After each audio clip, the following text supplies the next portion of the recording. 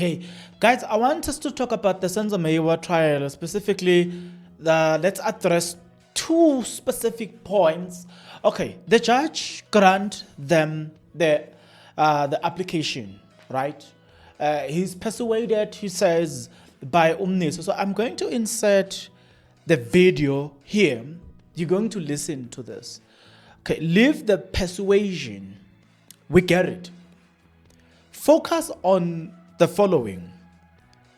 Focus on the meaning of this event. Number one, focus on the fact that why is the accused so certain that whatever they are seeing there, it's not him? Why is he so certain about that? Okay, if you ask yourself such a question, then you will, what's the right way? If you ask that question, you're going to arrive at this point. This is the point that becomes very important. Remember that we are working on two things. The state must prove its case beyond reasonable doubt. The defense needs to poke doubts on the state's case. Once the defense have done that, they are done with the case. Now, wait a minute. So what happened, or what will happen if the dentist is approached and the dentist confirm that accused number 3 never had gold?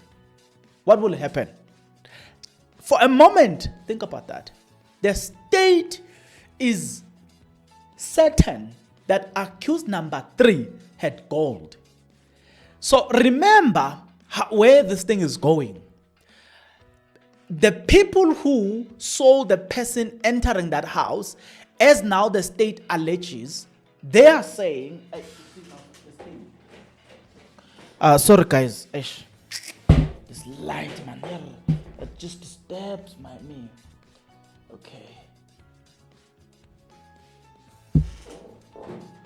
Okay, sorry guys.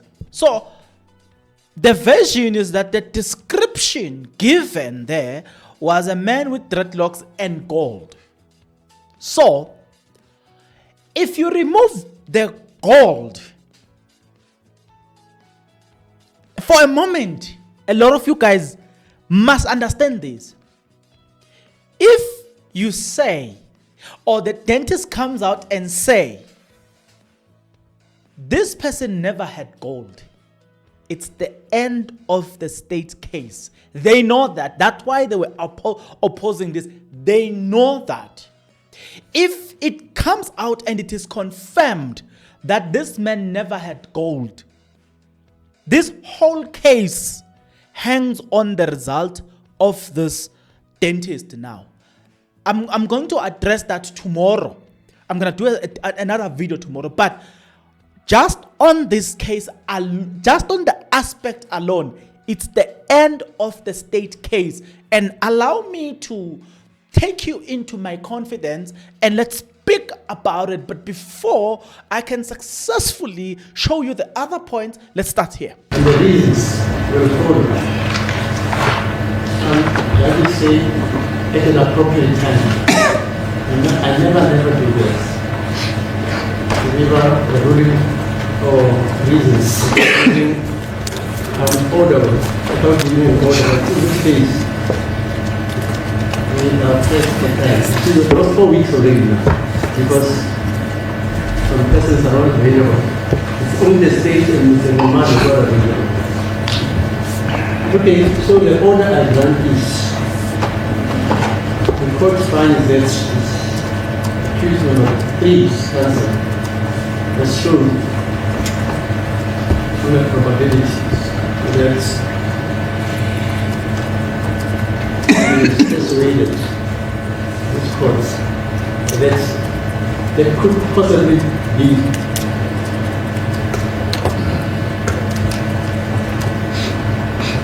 an instantaneous refusal or denial of accused number 3's rights as he understands them. dealing with a ballistic expert. He says, it's not persuasive. He says he's not representative. He alone, he would never know how to decipher these photographs, whether to enhance them, etc., etc. So for those reasons, give me the benefit of the doubt that I tripped over the wire. Sorry. oh, sorry. Yeah, so what the order is, consent is accorded to case number 3, and please consent to consult, as they say, what, a dentist or what? A dentist or a dental practitioner of their choice. Right. So the next thing now is, when will the examination by the dentist take place?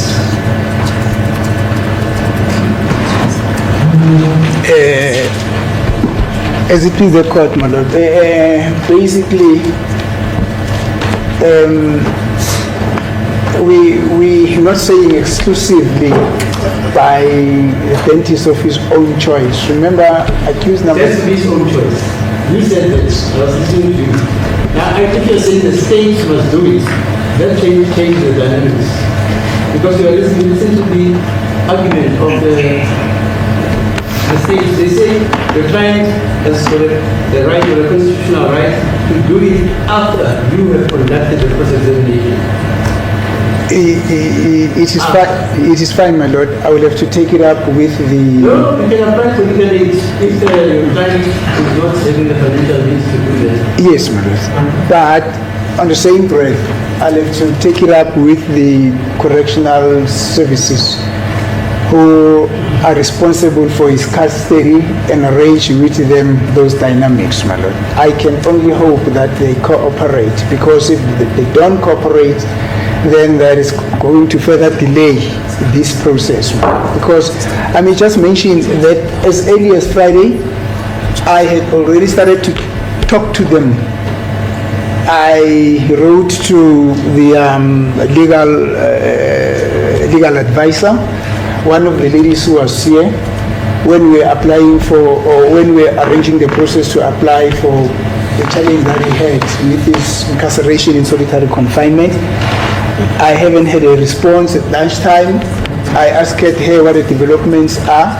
She said to me she has not received anything from the superiors there at correctional services, but she will follow.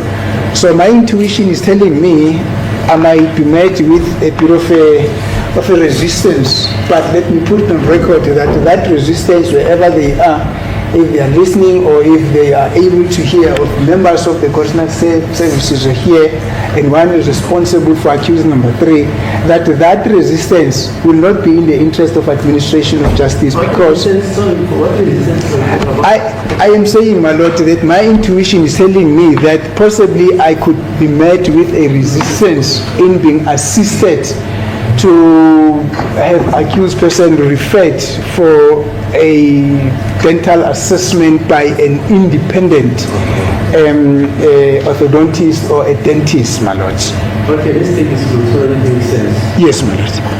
Mr. Dr. Vanda, will the state pay for this? Will it be willing to pay for this? Because this is the first time It's for the first time, my lord. It's for the first time. With the state, there are states dentists that we can use, but if you want to use this own, then you have to pay. There are 2 cases like this, where I paid out of my own pocket. That case was in 12-15 years back. The accused person started writing, the thing is eaten poisonous food or whatever. We adjourned. I think it was called the district surgeon. They called the district surgeons at the time. There were only 2 district surgeons available in Johannesburg. So on this hangs the state case. The assertion that it was him who went into that house will completely collapse. That version will completely collapse. Now remember, we are yet to talk to Mangena, or we are yet to cross-examine Mangena. The outcome of Mangena's cross-examination will mean nothing. Remember, hey, you see guys, the state is praying. And I'm going to show you tomorrow why the state is dangerous. That's why I'm going to show you something tomorrow about this.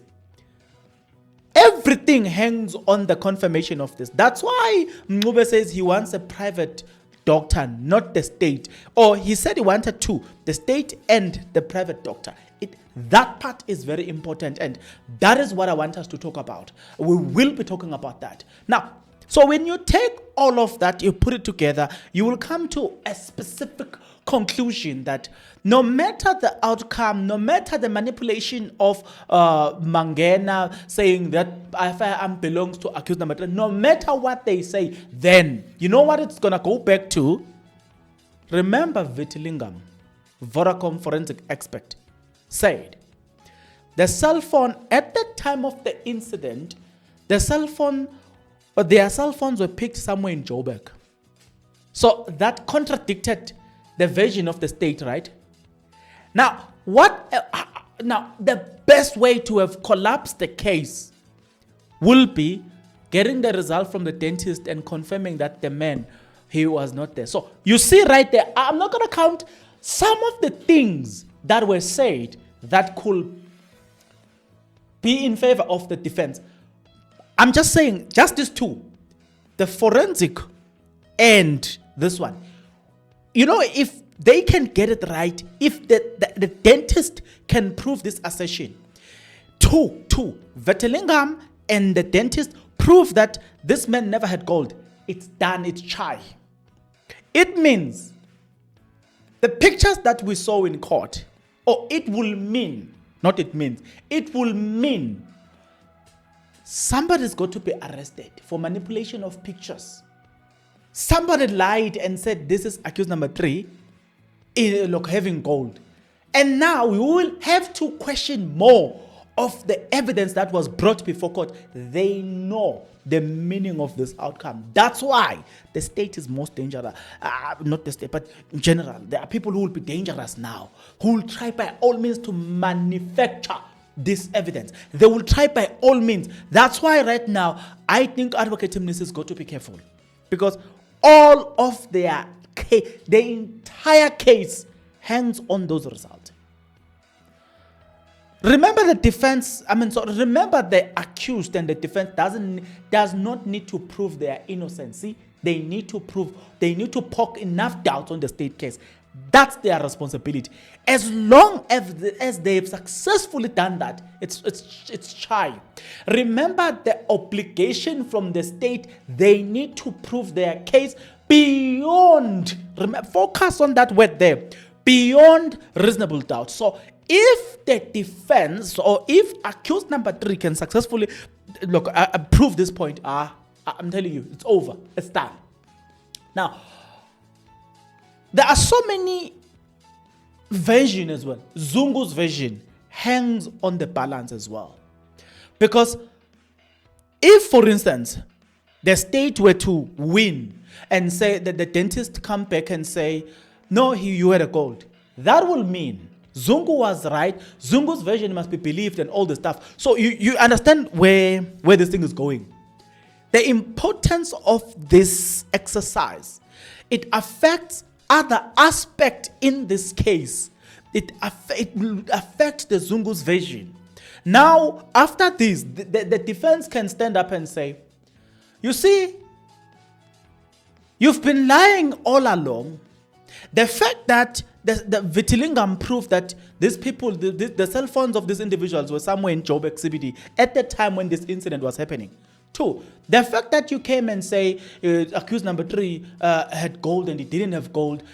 3, the fact that the people in the house saw a man with gold, it means that all of you, the state and the people in the house, lied. about the description of this person. Therefore, release the accused. And I will be interested to hear how will the judge reason around that. What will be the reasoning from the honorable judge in finding them guilty, having proven that there was never a gold on their teeth?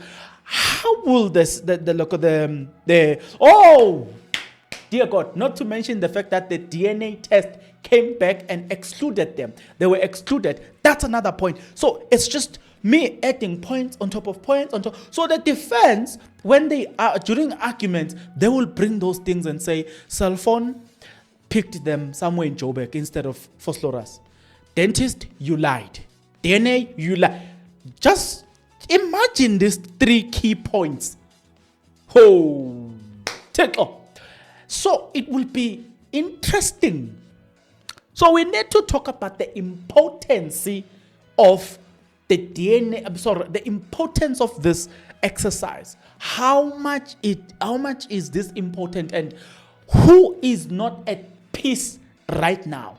And I can tell you this, some people are not at peace. If it was according to them, they will arrange their own doctor, they will arrange everybody that will come and do and say the things that they want to say. The probabilities, we'll talk about it tomorrow. The probabilities are somebody might arrange their doctor who will come and say, it's inconclusive. Just like that. In other words, it's up to you, judge, to decide whether it's true or not. I'm going to give you an answer that will, the middle answer. You will decide whether you want to believe it or not. So the judge will then have to look at other things and say, based on 1, 2, 3, 4, 5, I believe that you had the gold tooth. Because the expert would have said, I'm giving you an answer in the middle. That's what they are most likely to do. It's chess game, if you don't know. It's called chess game. So we've got that probability, but I want to deal with that aspect tomorrow. There's this aspect that I did not cover in this, up to so far in this episode. It is the aspect, did you hear accused number 1 saying, did you notice that when you listen to the video that I showed you, accused number 3 does not trust, or they don't trust the facilities. Already the facilities, the correctional facilities seems to be giving them problem right now. Before they could even start with the application, Nisi goes ahead and prepare in case the judge rules in his favor. And now that the judge rules in his favor, he then says, hey, I seem to be having challenges with the correctional facility. The question is, why is the correctional service seemingly, it's like they were prepared just to refuse? Why does it look like they anticipated the outcome? What is it that the correctional service are not telling us? That's another question that you need to be focusing on. Now, you see that now correctional facility is now coming and becoming a key player in this case now. For whatever reason, I don't know, or for what reason, I really don't know. I will have to ask you, why do you think these people are now becoming a key player here? Why? Why do you think now suddenly Nisi is facing difficulties? I mean, if you're a correctional facility and the court has ruled that he must be checked, the best that you can do is to make calls and say, okay, guys, there's a court order about this matter that this man must be checked. Okay, let's arrange. Already, Nisi is saying there are difficulties. Already. And I want you to notice that point, because later on, it will come at play. We might be told, come Thursday, we might get a feedback that this case, there has been challenges with the correctional facility. Again, we will have to address the court recess as well. We've been told, briefed, that Advocate Mnisi is stating categorically that he's tired. He needs to go on a recess. So they definitely need to go on a recess according to Mnisi. And they cannot continue without Mnisi. There's no way. Not unless he had somebody to represent him, but they can't continue without him. also bringing some facts to say, I was working, I was working. And you really cannot argue against that. He needs the rest. There's no way. So we'll need to check on the calendar, the court's calendar. We will need to check when is the calendar. So the court calendars, basically they will tell it will tell you, go to the court recess starts on this date, it ends on this date. Is it normally 3 weeks? I'm not sure. I think normally it's 3 weeks. So that's another thing that I need us to talk about. But I'm going to be doing some of these videos tomorrow. There are important points that I want us to talk about concerning this, the importance of this. But the best way to look at what I'm trying to say, or to think about what I'm trying to say, think about everything that is connected to this dentist report. He called them some other name, but I'm just going to simplify it and say, think about everything that is connected to the dentist report. Everything and anything that is connected to that report. So I've already proven that you will have the Vodacom forensic expert Miss or Mrs. Vitalingam saying that according to Vodacom, the cell phones was picked somewhere Joburg CBD at the time when the incident was happening. When we refer to the incident, we are saying 26th of October 2014, when Senzo Mayo was being killed in Vosloorus. According to Vitalingam, the Vodacom forensic expert, the cell phones of this accused, I think it's accused number 345, I'm not sure, but 2 of them between 345, their cell phones were picked somewhere at Joburg CBD or George Koch, somewhere around there.